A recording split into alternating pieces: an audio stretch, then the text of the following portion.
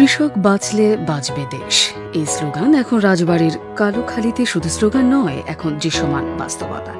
দীর্ঘদিনের জলাবদ্ধতা কাটিয়ে নতুন দিগন্তের পথে কালুখালীর কৃষি শুরু হয়েছে এক বিশাল কর্মযজ্ঞ।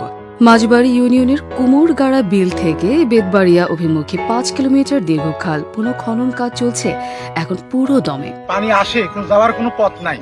যদি এই খালটা নিষ্কাশন হয় তাহলে কৃষক উপকারী হবে। স্থানীয় কৃষকদের দীর্ঘদিনের কান্নার নাম ছিল জলাবদ্ধতা, যা দূর করতে এই উদ্যোগ। 5 কিলোমিটারের এই খালটি প্রাণ ফিরে পেলে পাল্টে যাবে এলাকার কৃষির চিত্র। খালটা পড়েছিল, সেই খালটা আবার নতুন কাজ করে আমাদের এই জলাবদ্ধতা দূর করতেছে এবং আমরা কৃষকরা অনেক লাভবান হব। বর্ষায় জমে থাকা পানি দ্রুত সরে যাবে, শুষ্ক মৌসুমে সেচ দেওয়া হবে আরো সহজ। খালের পানি থেকে আমরা সেচ দিয়ে ব্যবহার করতে পারবো, কৃষকের আমাদের উন্নয়ন হবে।